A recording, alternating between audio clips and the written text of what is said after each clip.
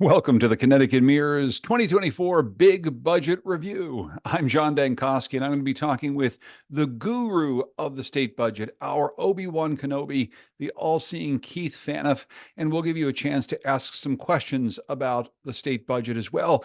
We'll let you know how to do that in just a minute. But first, I'd like to say thank you to our sponsors. Our presenting level sponsor is the Mohegan Tribe. Thank you so much. The accountability level sponsors are the Mark Twain House and Museum, the Connecticut Business and Industry Association, the CBIA. They've been with us all along as we've been doing these events over the last few years, and also the folks at Eversource and the publishing sponsors, Rowthorne Law LLC, Hinckley Allen, and Express Strategies. Keith, this is so great. We've got lots of sponsors for this event, and I'm also excited to tell you about a new series of live events that we're going to be kicking off in March. We'll have more on that in just a little bit. So if you'd like to ask a question of Keith, just go to the Q&A button at the bottom of your screen to ask a question. I will try to get to as many of these questions as we possibly can. Now, if you don't hear your name, that's okay. You might hear your question asked because a lot of people are probably going to be asking some of the same questions. We've also gotten several questions on the same topic in advance. People have written in questions in advance already, and we'll get to some of those as well. So, Keith, first of all, great to see you once again. Happy Big Budget Day. This is kind of budget day take two, but I like doing it this way. It gives us a chance to digest it rather, when the budget actually comes out, you're scrambling, trying to just make sure you don't get anything wrong. Now we've kind of got the beginning of an understanding of what's in it. Well, let's do this first because we're going to be talking an awful lot about fiscal guardrails, and we'll get to that in just a moment. I do want to tell folks that, again, if you do want to ask a question of Keith, it's the Q&A button at the bottom of the screen. Just ask a question there. And that's really what that's for. If you have questions, we'll try to get to as many of them as we can. We'll be talking about the fiscal guardrails in just a second, Keith, but let's just talk about what's in the budget, what's not in the budget. Just give us the big overview to start. Okay. It is not necessarily going to be your most exciting budget. There's a $26 billion plan, and you can say, well, what's not to love about $26 billion of state spending? But it's the second year of the biennial cycle, and we're limited by these fiscal guardrails that we're going to talk about in a minute. So we're really just adjusting a first draft of a budget that was adopted last June. Believe it or not, the biggest initiative in this budget is taking about $500 million of surplus out of the special transportation fund's little separate reserve, kind of like a mini rainy day fund.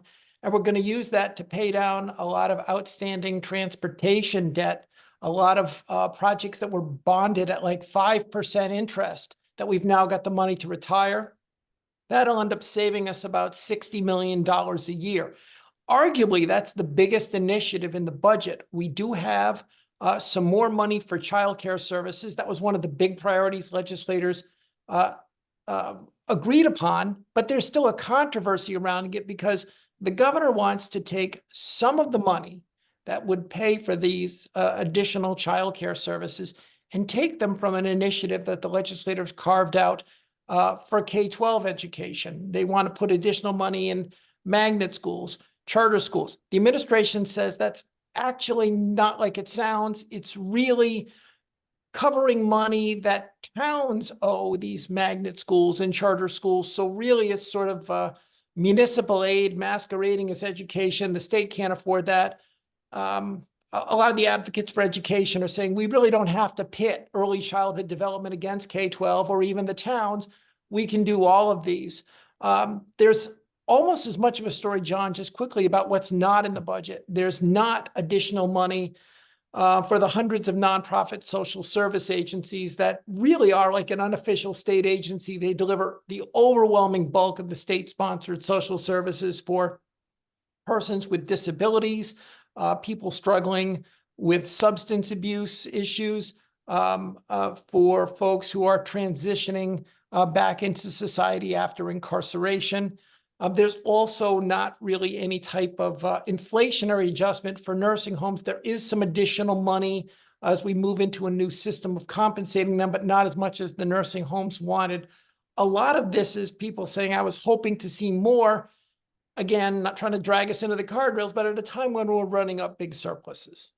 Well, let's crash right into the guardrails and really talk about this. And I'm guessing that most of the people who are here tonight have probably read your big series on the fiscal guardrails and what they mean for the state budget. But for those who maybe don't, explain exactly what we're talking about. I mean, what exactly is hemming in the budget right now?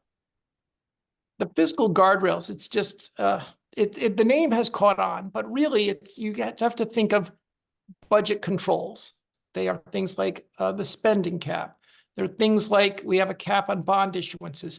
And then there are two what I call other savings programs. The big one, known as the volatility adjustment, is based on the idea that some of our tax revenues come from very volatile sources. And some, not all, some of the tax receipts from these volatile sources can't be trusted. That we can kind of put a pin in and come back to, because it all comes down to how you define volatile versus what I define as volatile. And then the last one, it's got a confusing name, the revenue cap, but the revenue cap is another form of limit on spending. And it's basically designed to say you can't adopt a budget with no margin for error. You've got to have something of a built-in surplus.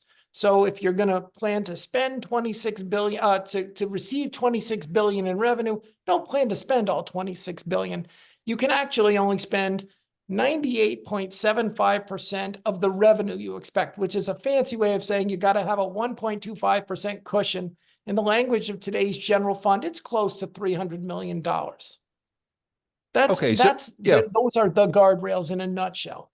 The only other point I would make about them, John, is that keep thinking about these. We're talking about, can we find, 43 million for childcare without taking 20 or 30 million from K-12 education. But at the same time, we're talking about a budget with a built-in $300 million surplus and a volatility adjustment that's going to say another $450 million can't be spent because we can't trust it. In other words, we're fighting over 20 and 30 and 40 million, but we're forcing ourselves to save 750 million between these other programs. And the legislative leaders are saying, how do I go back to my caucus and say, we don't have that 30 million you wanted, when they see that pile of 750 million just off to the side, and they're being told, don't look at that pile, you can't. So I mean, let's get back to that big chunk, these volatile sources. And Keith, I remember, God, when we weren't in such flush budget times, when we didn't have surpluses at all to talk about, you and I talked an awful lot about volatile sources of state income. What exactly are we talking about here? Are we talking about, tax revenue that comes in from people who are doing well in the stock market or maybe not doing well in the stock market? I mean, what does volatility mean exactly? Sure. There's two revenue sources, and you just named one of them. And those are our income tax receipts tied to things like capital gains, dividends, and other investment earnings. That's roughly 1/3 of the overall income tax stream. And the other one we're talking about are it's known as the pass-through entity tax.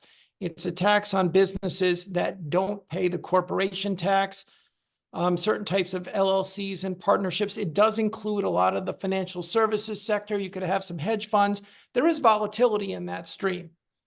Those are the two areas. What's interesting about this is, collectively, we're probably talking about $4.5 billion in revenue some years.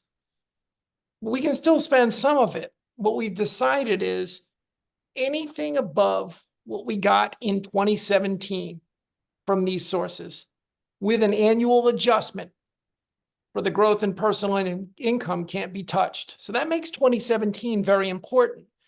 We just adopted this system in 2017, and at the time, the legislators were in the midst of a 10-month battle, and they didn't really have time to study, well, what's volatile and what's not. So they simply said, we're going to use the 2017 numbers. Again, we'll adjust them each year for the growth in personal income. But if your foundation is bad, then guess what? I mean, your threshold is going to be bad. And there are a lot of people who are saying, we're not just capturing volatile revenue. We've actually misclassified some stable revenue as volatile as well. I mean, this system has never, in theory, it's supposed to capture money some years, other years it doesn't. We're in its seventh year. It's never failed to capture less than $500 million in its first 7 years. It's averaged $1.3 billion a year. And don't forget, we have another savings program that mandates a built-in cushion of about $300 million. Right now, these things are driving such huge surpluses that since 2020, about 1 out of every $5 either goes into the rainy day fund, or when the rainy day funds fall into the pensions. The question is it an overcorrection? Are we saving more than we plan to?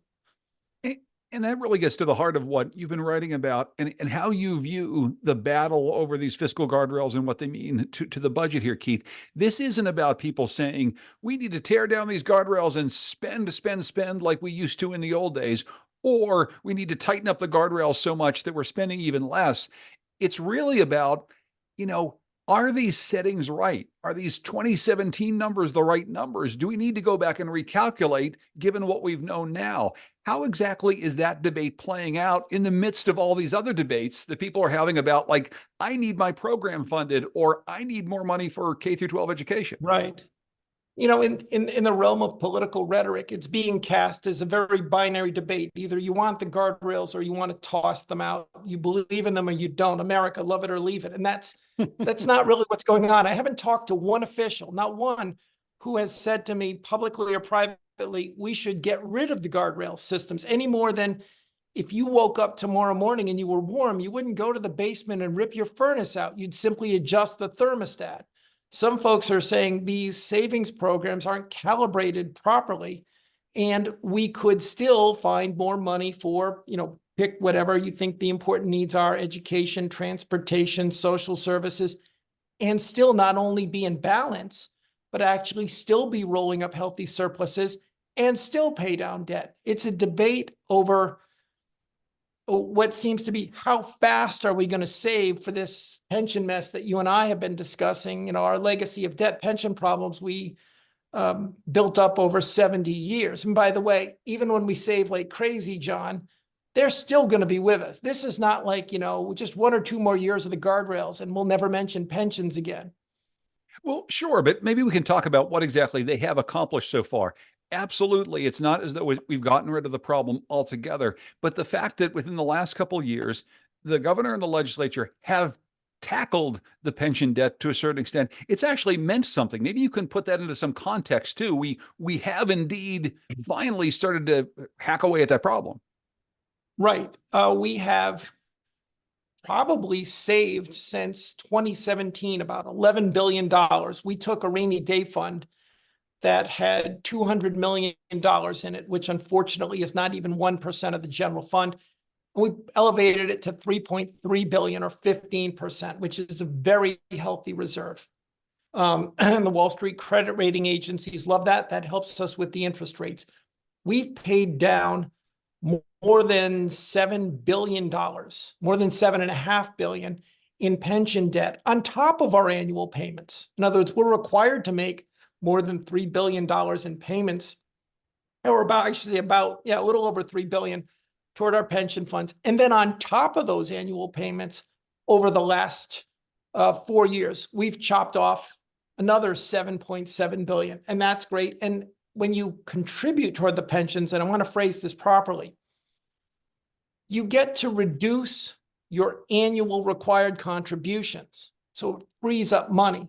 But it does not mean, because we've made all these payments, we hear officials say we're paying $650 million less a year into our pensions. That's true, but you have to read the fine print. It doesn't mean we're paying $650 million less this year than we paid last year. It's not a year-over-year savings. We're simply paying $650 million less than we otherwise would. That's still very important. Why am I keying in on that distinction? Because the pension problem is so big. Yes, I'm bringing you back, folks, to many an earlier talk John and I have had. It's so big that we are projected to be paying off our unfunded pension debt, even taking into account everything we've already put in, until 2051. 2051. In other words, yes, could we continue to accelerate it and maybe we could pull that into the 2040s? That's still very significant. But it's not like we're saying, look, if you feel and we've got some real issues with programs we should discuss, John. If you feel certain folks are getting hurt, just tell them to hold their breath for one more year and it's over. You're asking them to hold their breath for decades to come. That's how So big for the pension debt problem is. but what's interesting, and this is fascinating to me in the way that you've been analyzing this and the way a lot of other people have been looking at this, is that in a lot of ways, our decision to adopt these fiscal guardrails and to slim down state spending to try to make sure we can take down this pension debt, it actually has some parallels with the pension debt itself. I mean, essentially, we're not investing in some things with the dollars that we have. And that, Keith, gets to potentially some downstream impacts as well. Maybe you can talk about that for a second. Thanks, because I know throughout my career, I mean, I've been tracking state finances since the early 90s. And I remember when people were kind of whispering, we really haven't been paying close watch on our pension contributions for a while. And when you don't pay enough, the treasurer can't invest it. And then you don't make the interest earnings, then the earnings on the earnings. And over decades, we ended up losing tens of billions of dollars of free money we could have had for our pensions by not saving. We didn't follow it. We lost sight of it. What you said, John, about our programs is equally true. There's an assumption in Connecticut that everything we have is basically the Cadillac of programs. We're a wealthy state. So even if we have to cut a program, get over it, people. How bad could it be? The problem is, in a lot of places, people aren't watching closely or they've stopped looking altogether. I'll give you just a couple. We do have a Medicaid rate study that's going on that many argue is overdue. Our Medicaid rates for primary care doctors, in other words, what we'll pay a doctor if they'll see somebody on the Husky plan, and that means that doctor's getting reimbursed at less than what he or she would normally get. They rank right in the middle pack of the states. They're right around 25, a little better than 25. But if you're on Husky, God forbid you have the wrong disease and you need to see a specialist. Our specialist rates rank 42nd in the nation. That's right, folks. We're competing with powerful states like West Virginia for what we offer specialists to see folks. And when I say that to people, usually they have to pick up the jaw because they assume that's got to be a typo. We have a waiting list for a rental assistance program that has been capped since 2014. Think about that. That doesn't mean people have been waiting since 2014. That's mean for the last decade, we've stopped letting people get on the waiting list. In other words, for the last 10 years, we've stopped counting how many people we can't serve anymore. My colleague Ginny Monk and I did a story last spring about how they were finally starting to work on autism services waiting lists after we interviewed one gentleman who was thrilled when he learned that his son was going to get into the program. Then he looked at the math and saw that his son would be able to enter the program because he had to go on a waiting list first. He'd enter the program in about 105 years. We have a lot of services that have kind of slipped off the radar. And while the focus is on the guardrails, the focus is not on what's slipping. So, okay. Something that, again, that has been a part of a lot of our conversations over the years, Keith, about this is that, if you want to really make a case in a state like Connecticut for something being good policy or poor policy, we can talk all we want about individuals who aren't able to get a trip to the doctor. They're not able to get rental assistance. They're not able to get the special needs services that they need. And that's all well and good, but people in Connecticut really want to hear the economic argument. Matter of fact, we get a question here from Anonymous who says, do the fiscal guardrails negatively impact our future economic stability? I'm wondering, Keith, if whether you or independent think tanks, if someone in the legislature is looking at what it means if we don't spend this money now and we have generations of people who aren't served, who aren't housed, who don't have education, all the things that actually do make a healthy economy too. Well, look at where most of our job growth has been over the last decade or longer. Most of it has been in the services sector, the retail sector, all of which traditionally is among some of our lowest paying jobs.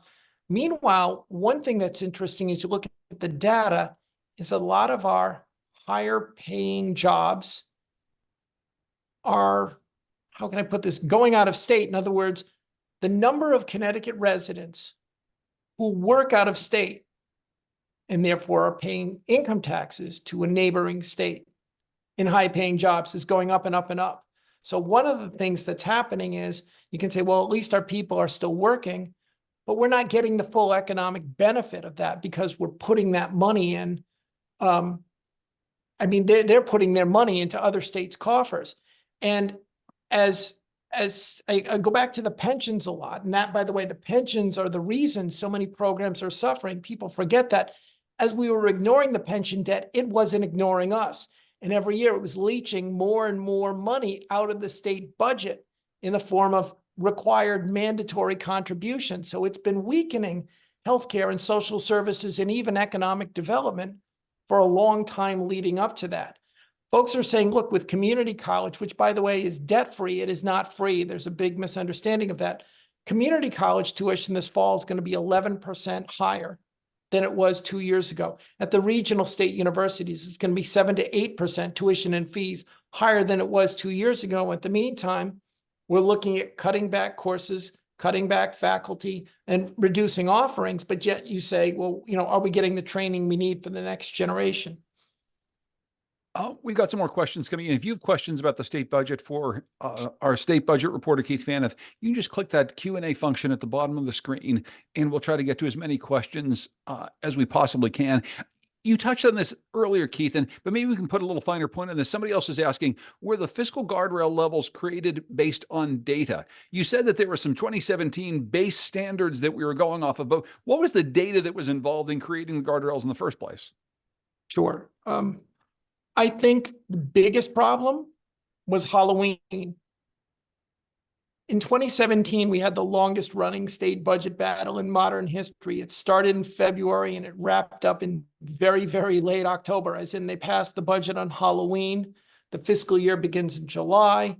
Governor Malloy was threatening to withhold education cost-sharing grants to cities and towns. Both parties were struggling to produce a bipartisan budget, and they were under significant pressure.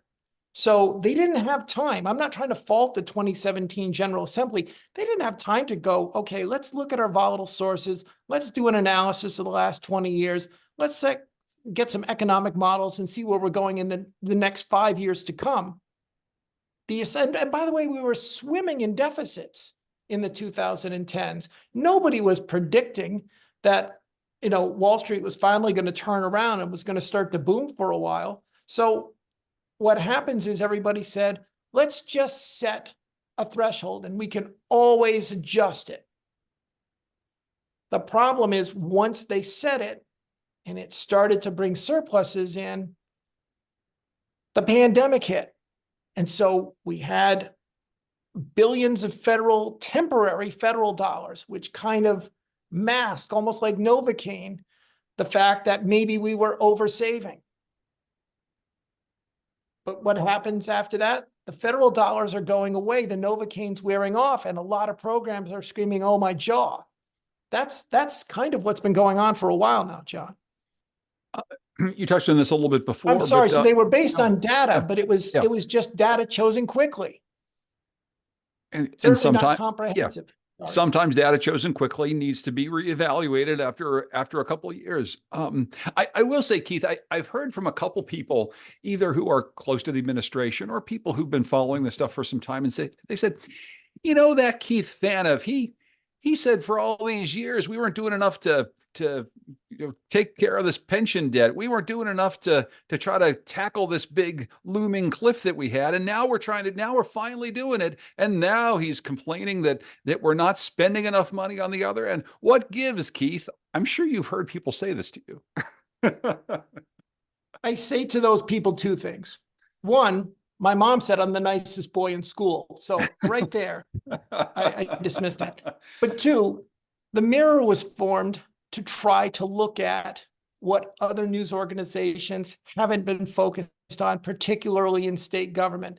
And certainly in the decade of the 2010s, the pension debt wasn't being addressed. What you've got now, as some see it, is a possible overcorrection. You could turn around. I'll give you a silly exaggerated example and save every penny in the state government. We wouldn't even pay on our bonded debt. We'd get sued, government would shut down, but boy, you'd save for the pensions like never before. Or you could save nothing and go back to where you were. But the thing is, and I understand the fear, by the way, John, the fear is that if we start questioning how much we save, things will get out of hand. I'm not saying there's no justification for that fear. In the late 1990s and the early 2000s, nonpartisan analysts did a look at this a few years back. We had something like $6 billion in potential surpluses. And this was in the era of the income tax rebates that were signed by Governor Rowland. This involved periods where we had a lot of money that was spent on what critics will call pork barrel projects, but smaller projects in legislators' districts, money that could have been saved. And we didn't. Probably 2 out of every $3 got spent. Some got put into new programs and it was volatile money and shouldn't have. The question is simply the setting. But like, for example, this year, the Speaker of the House, Matt Ritter, says Democrats would like to put about $300 million more in the next budget into what most folks would call core services, healthcare, education, childcare, education, both K-12 and higher ed, social services. We're talking about a budget that already has a built-in surplus of $750 million. I don't think through the entire decade of the 2010s, we ever had a budget that finished $200 million in the black until the very end of the decade. We're talking about questioning, should we not? Nobody's saying we should not have balanced budget. Nobody's saying we shouldn't have healthy surpluses. We're literally debating how healthy is healthy enough. Maybe you can walk through, and we talked a little bit about this when we had a conversation with your colleague Mark Pazniokis a little bit in terms of some of the politics of all this, but maybe you can talk a little bit about how this plays out between a Democratic legislature that would like to spend a bit more money on some of those things you just laid out, higher education, social services, nursing homes, et cetera, and this governor. I mean, what do you think gives here? Do you think that there will be some agreement on getting closer to the level that Democrats would like to spend? Well, 2 things are going to influence that. One thing working against, I'll call it an agreement the legislature wants, is the fact that it's a state election year. Traditionally, the legislature insists upon getting out on time in an even numbered year because most folks are running for re-election. There's work they have to do. But on the other hand, I want to go back to that federal, you'll hear the term ARPA all the time. That's an acronym for American Rescue Plan Act. That was about $2.8 billion that Congress approved for Connecticut. There was plenty for other states as well. In late 2021, and that's the amount that went directly to state government. That was what I'll call fungible. Could be used for a lot, not every purpose, but a lot of purposes. And it has another big advantage. Because of the rules of the spending cap, it can be spent outside of the cap. In fact, Governor Lamont's plan includes using about $56 million of unspent ARPA. And by the way, we've got to have all of it assigned basically and out the door by the end of this year. Can I stop you? Sure. So $56 million potentially earmarked out of something close to $3 billion? Or more. Here's the thing. Governor Lamont said, I've discovered 56 so far that hasn't been spent, which prompted from legislators the same question that you had. Really? So is 56 all of it, or is there more that's been unspent? And I'm not implying that Governor Lamont is withholding something. We're talking about state government, more than 60 agencies. But the Appropriations Committee, John, asked the same question you did the day after the governor's budget. Just how much is out there? If 56 could be, repurposed, some agencies didn't spend it for purpose X or Y, and now we can use it for other things. What else is there? And the answer was, we suspect there's more. We don't know. And we'll let you know as soon as we can. That's huge because the legislature wants to get out on time on May 8th. The money has to be committed and out of the state's hands by December 31st. Now, if you gave it to, say, something like put it into the state's unemployment trust, what pays for unemployment benefits, the money could continue to be used after December 31st because it's still out of state agency hands. But basically, the state government has to be done with it in terms of assigning it by December 31st. What happens if they still don't have a good estimate by the time the legislature leaves, but they do come up with one in September, October, November? They've got to have a purpose before they go where all that money's going to wind up. But wouldn't this be a perfect way to have our cake and, I don't know, eat it too, right? We have an ability to stay within the fiscal guardrails, but be able to expend money that we literally have to expend now. Wouldn't this be a great way to say, let's do some of these things we need to while we have this opportunity that will never come around again? Hopefully, we never have another pandemic and have to do this again, right? This is a once in a lifetime opportunity. Why aren't we taking advantage? Well, we might be, but don't forget, it's still cake with a bad aftertaste, John, because if the administration identifies some more money before the legislators leave, and if it goes for the areas, most folks want, everyone can breathe a sigh of relief until next year when the money's gone. And we've already seen institutions like higher education that have already gotten a lot of this money. Governor Lamont's taken the position, you should know this is temporary. You should not have spent it for ongoing expenses, and you have to be getting ready for cutbacks. And higher education officials say, no, everybody in the General Assembly, and quite frankly, in the governor's office, knew we were spending this on ongoing expenses. Some of the ongoing expenses were expenses you dumped in our lap, like pay increases you negotiated with state employees. We have to deal with this thing. So even if we use this ARPA money, if we find enough, and if we can get out of Dodge this year on time, the mess is still waiting for everybody to debate next year when the money's really, really gone.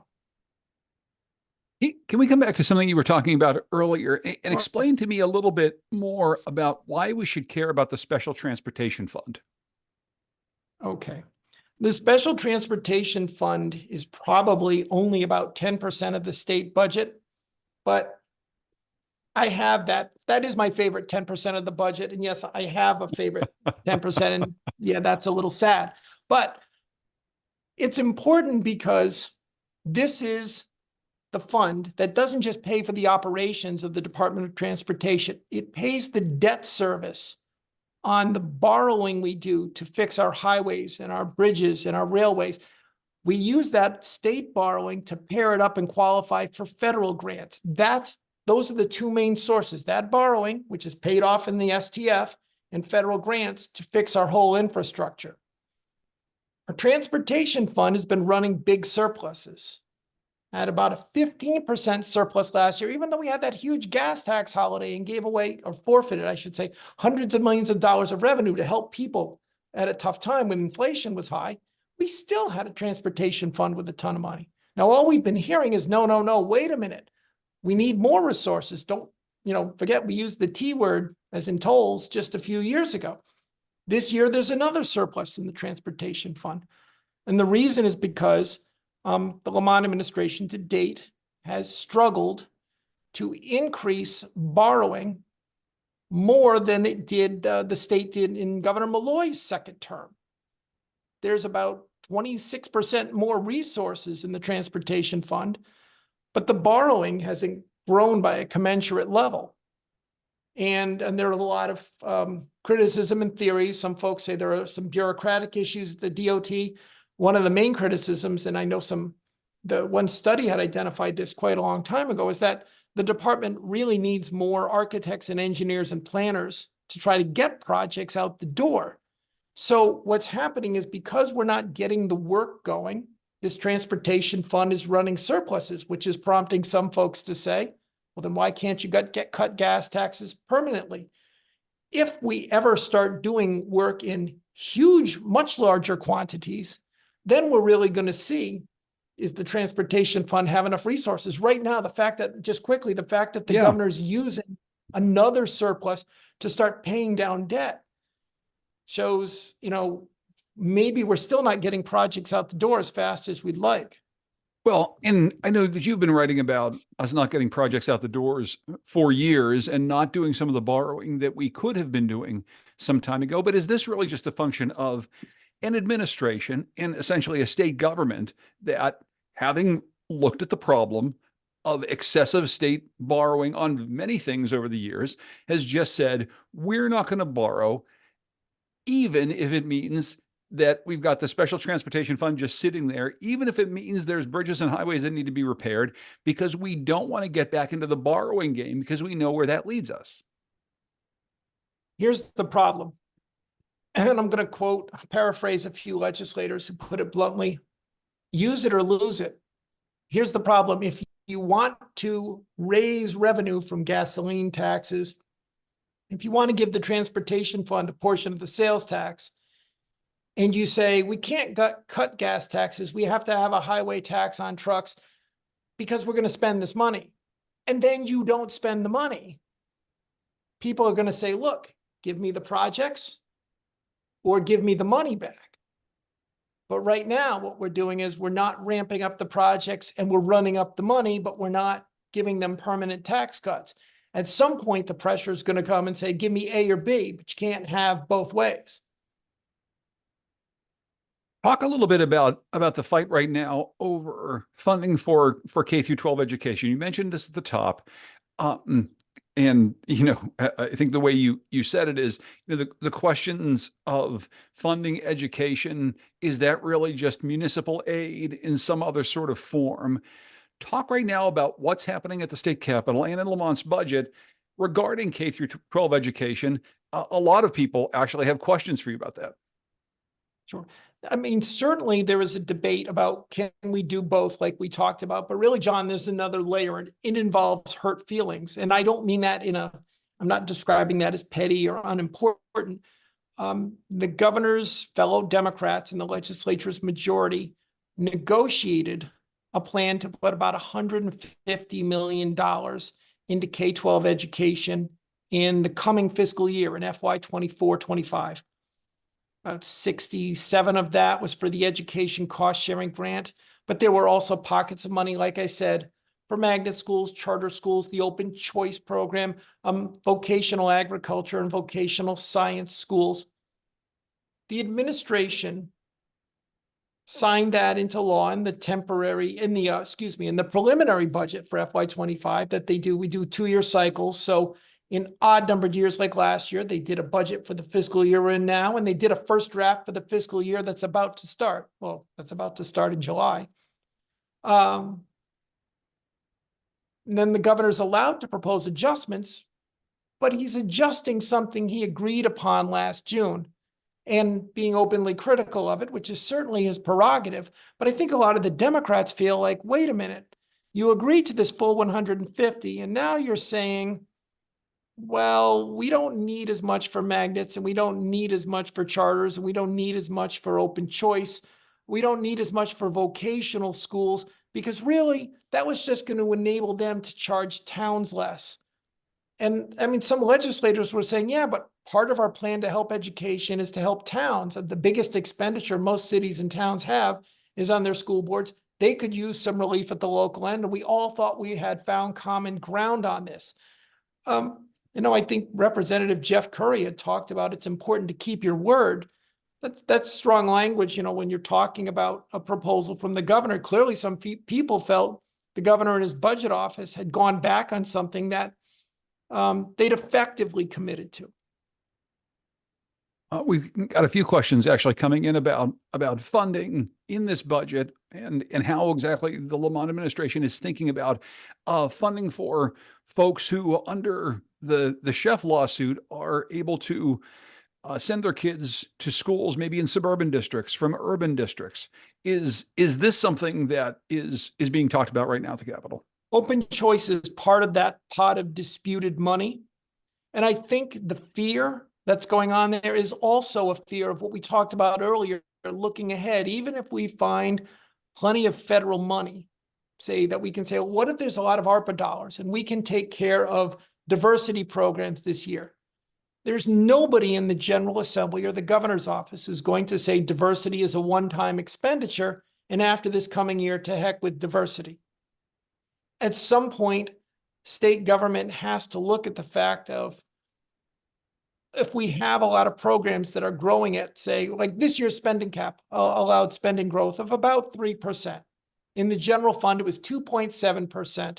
In the overall budget, I believe, was about 3.1. That's fine in theory if you're convinced that everything is in good shape to start.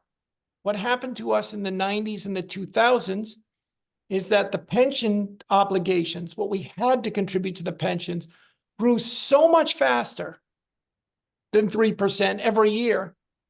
You know, they were like the big cat that nosed all the other cats out of the feed bowl. It took up all the growth that was allowed. And then everything else would have to hold firm or maybe even take a cut. And that would happen year after year after year, where state funding wouldn't keep pace with inflation. And when you don't keep track of things after 10 or 20 years, some real damage starts to occur. Think of it this way now, even though we've had all these surpluses, we still have a ton of programs that were being weakened by this pension debt that was siphoning away money for decades. Then they rolled into a pandemic. And now we have big surpluses, but we don't have a bunch of healthy programs. We simply have big surpluses because, one, the stock market has boomed. Sorry, as I'm knocking over things. The stock market has boomed, and the state took a best guess just before Halloween of 2017 of how much money it should save and hasn't really taken another close look at it since. We have a few questions here. One is from Thomas, who says, services for special needs persons are woefully inadequate due to a lack of funding. What will the governor and legislature do to alleviate this lack of care for our special citizens? And maybe I can just add on to Thomas's questions too. Are there some pockets, Keith, of state services that are particularly at risk, places where the problem actually is more acute right now and needs to be addressed more quickly? Right now, it seems like a lot of the state funding that has gone for social services has been tied to nonprofits that contract with the Department of Developmental Services. So we're talking about programs that serve people with intellectual or developmental disabilities. And it's not that that shouldn't be a priority. It's simply that that's not the only program out there. But even the funding for this community is not as healthy as some would like for this reason. Most of the funding has been tied to raising the salaries for this community's workers, many of whom have been and are still making close to minimum wage. And we've seen ever since the pandemic what's happening to all occupations that make close to the minimum wage. People don't want to do them. Now, let's say you're somebody in a group home who during the pandemic, you had to stay in that home with people, maybe even some folks who you thought were sick, but you knew it wasn't safe, that these folks needed somebody there to take care of them. So you took risks and stayed in there. And then afterward, you reassess, do I keep on working in this field as, you know, emotionally, personally, as enriching as it is, if I just feel like I'm maybe putting my health at risk and I'm still not able to pay all my bills? We hear stories all the time of folks who work for these agencies who are going on to the Husky plan, as in Medicaid, for their health care.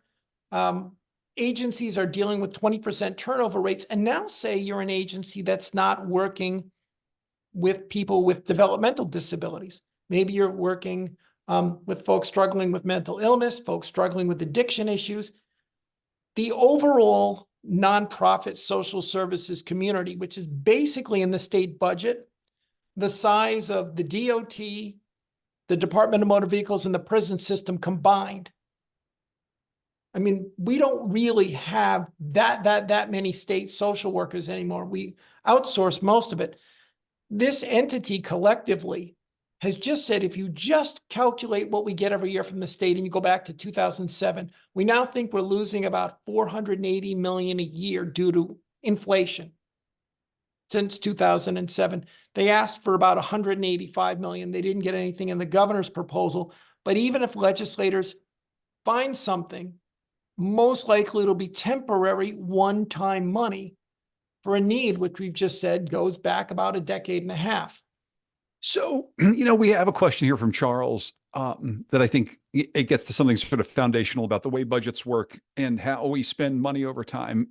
Maybe we can get to it. Charles says, has there ever been a time when the state of Connecticut's spending has gone down year over year? Doesn't the extra spending set a new baseline for future spending?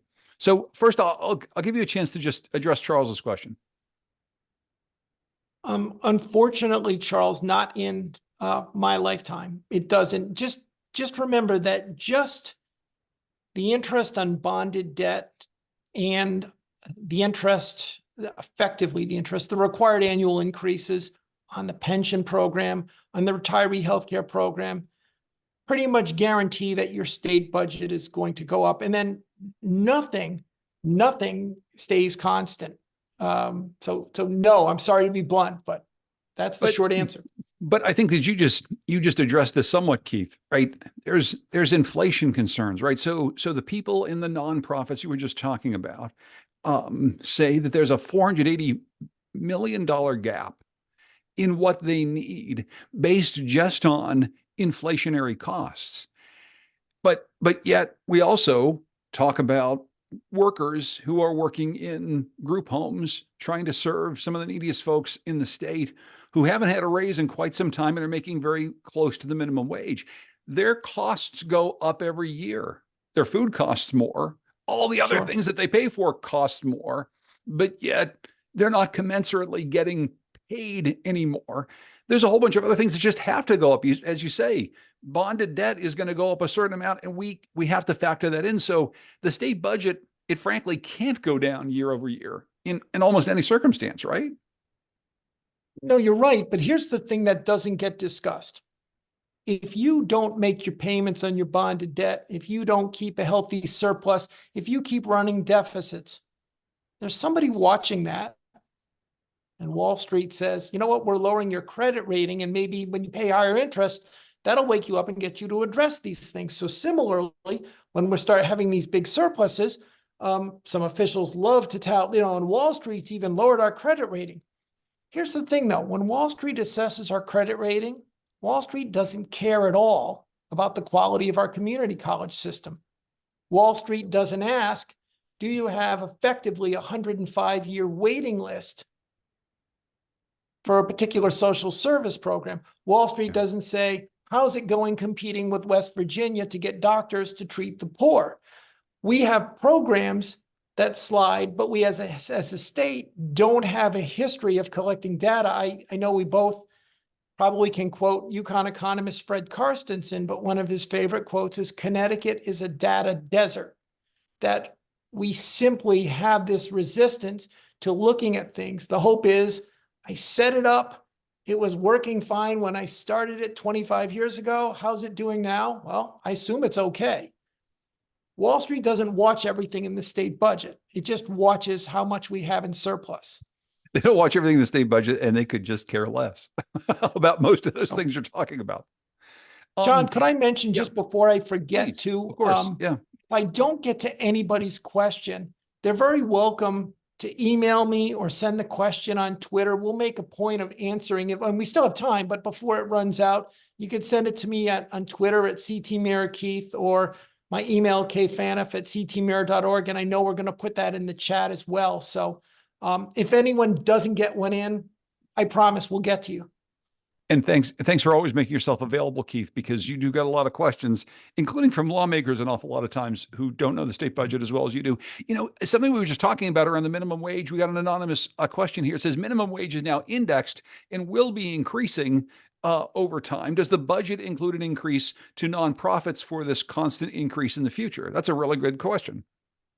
There have been proposals raised in the past to index nonprofit payments. State Senator Kathy Austin said she'd be happy just for a starting point if we could say that nonprofits serving all the different communities have to be treated equally. We can't say, well, we just have money for nonprofits serving this community, but not that one. But no, right now, there is no type of indexing for that. Even though the expectation is that salaries will go up because we've like statutorily passed higher wages for people in the state? A lot of things in state government aren't checked periodically. Connecticut's about to release something called the Tax Expenditure Report, where it's something that geeks like myself like to look at, and it shows you all of the billions of dollars of tax breaks that we have. Then, don't get me wrong, a lot of them serve very valid purposes. And you'll see listed in there, for example, that we don't have sales tax on medications. That's very valuable. We don't have sales tax on college textbooks. You know, you have an income tax credit to help middle class and low income families pay for their property taxes. Not all of them, part of them. But that doesn't even mean they're assessed. We just get a list of them every 2 years.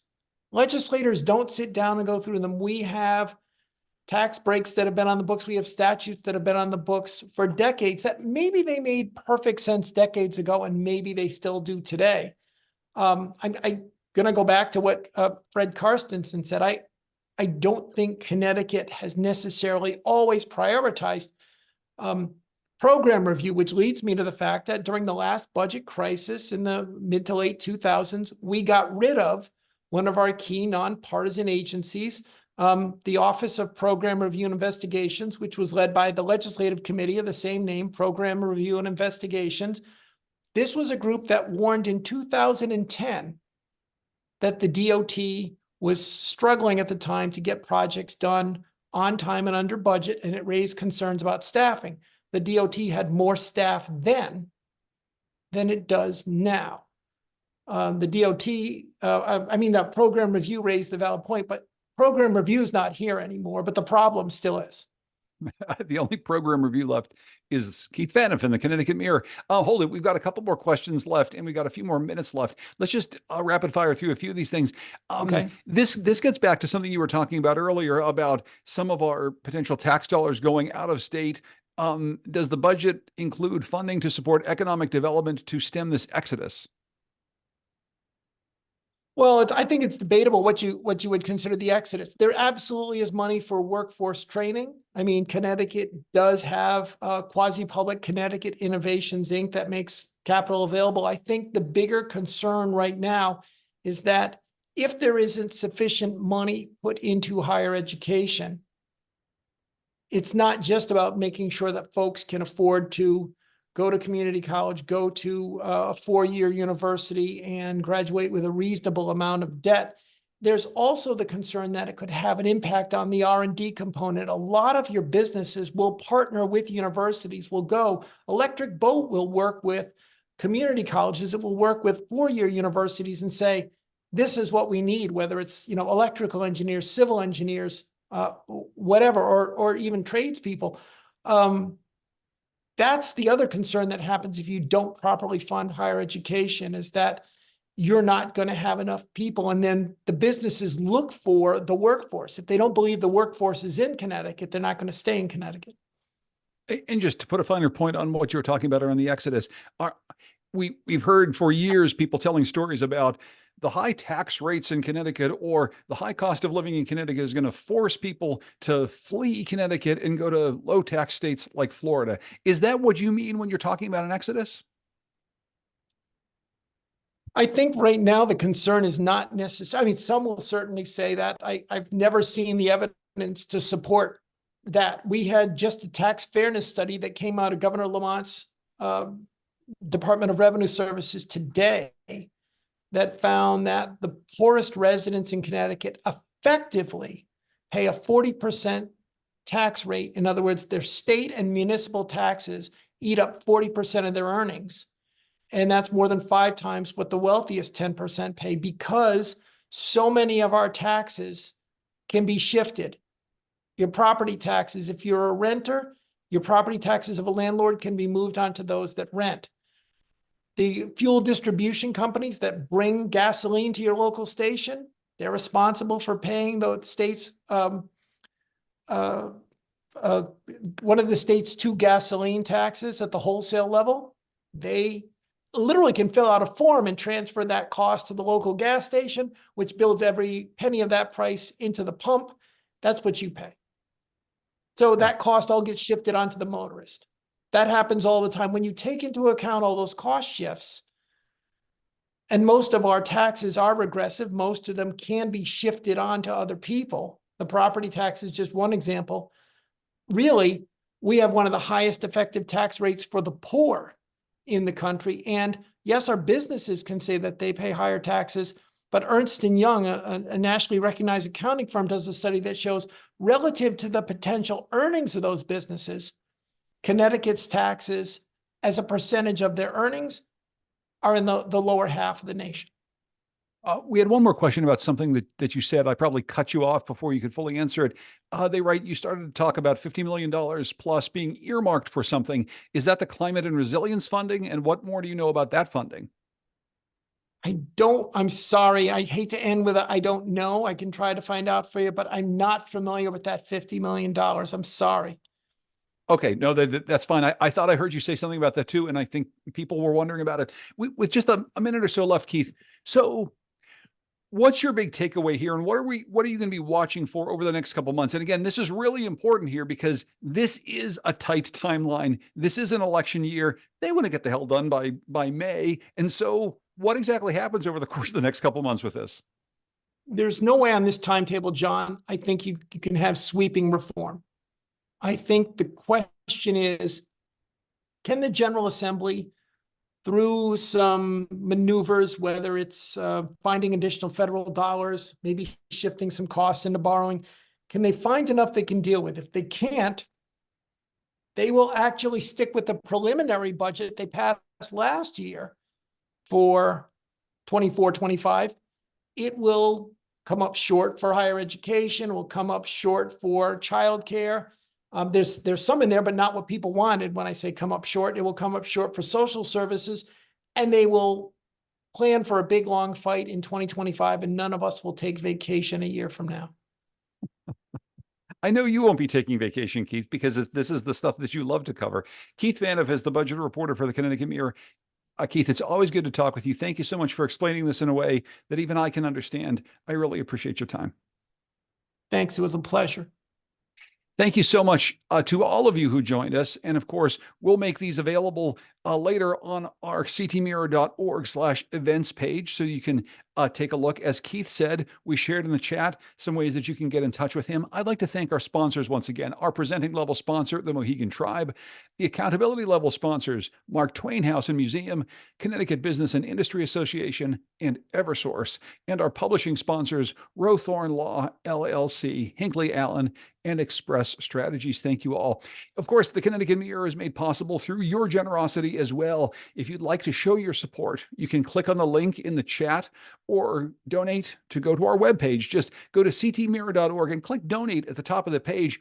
All this stuff Keith's been talking about, not just this budget, but for all the previous decade beforehand, this is all made possible because the nonprofit news source of the Connecticut Mirror is here to tell these stories. And it's only possible because of you. So please consider clicking donate if you haven't already.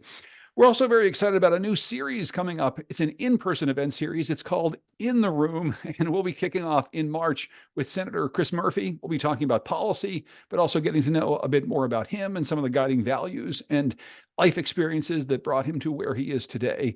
We're going to be talking with Senator Dick Blumenthal, Attorney General William Tong, so many other people throughout the course of this year. You can find out more information again at ctmirror.org, and we'll be doing that Senator Murphy talk coming up in March. It should be really exciting. It'll be good to see people in person. I love talking to you on Zoom, Keith, but it's really great to see people on stage as well. I'd like to thank the people who made this possible as well. So many people behind the scenes. Rebecca Lankowitz, thank you for your help. Gabby DeBenedictis, Chris Nielsen, and publisher Bruce Putterman. I'm John Dankosky. Thanks for joining us. Please have a safe and very happy night.